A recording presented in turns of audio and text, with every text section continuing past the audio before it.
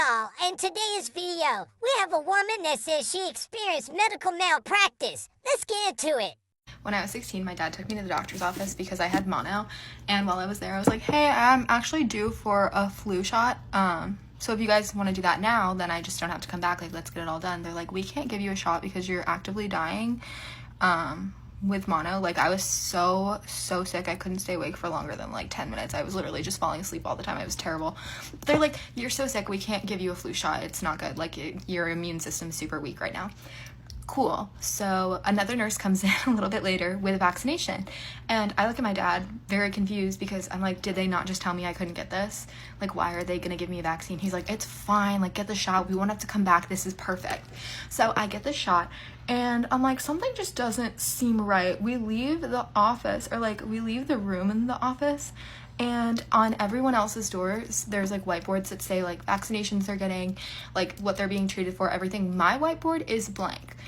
And I'm like, that's really odd that I would get a vaccination, but it wasn't on my door. So then we get the discharge paperwork, and it's also not on the paperwork. So I'm just feeling really off about this, but I'm also so sick and just like, whatever. But I get home and I'm talking to my mom, and I'm like, hey, by the way, I was given a vaccination today. She's like, what do you mean? You're really sick. What vaccination were you given? And I'm like, I think I was given a flu shot. And she's like, who would give you a flu shot while you have mono? Like, you're so sick. That's so odd.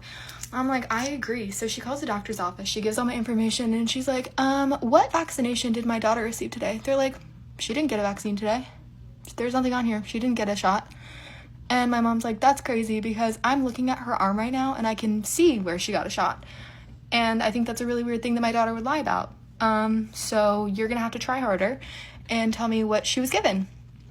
And they're like, we actually have to call you back.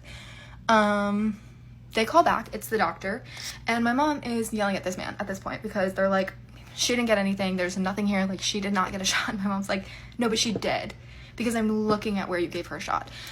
And my mom basically says, listen, we're not gonna sue you, like, we're not looking for a case, we just need to know what you gave my daughter and whether we're going to the hospital right now.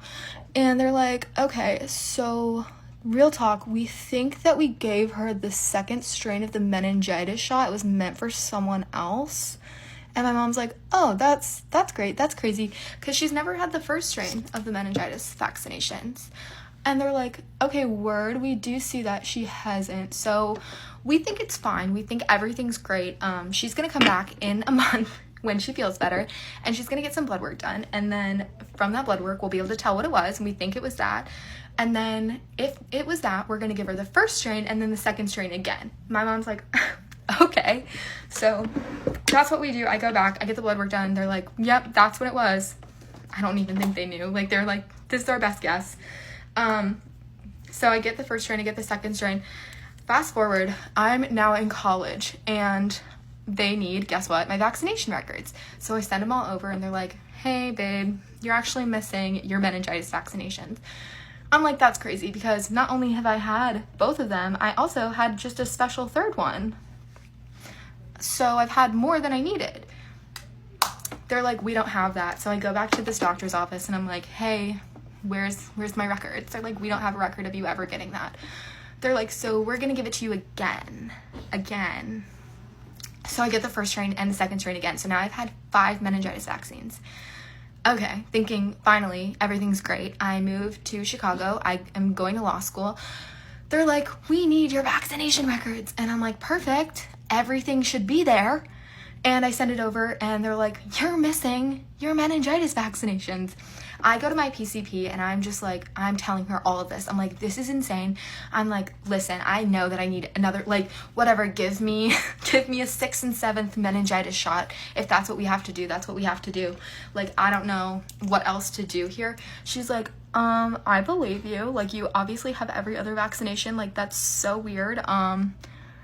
I'm gonna put it on here that you have it. I'm gonna write a little note.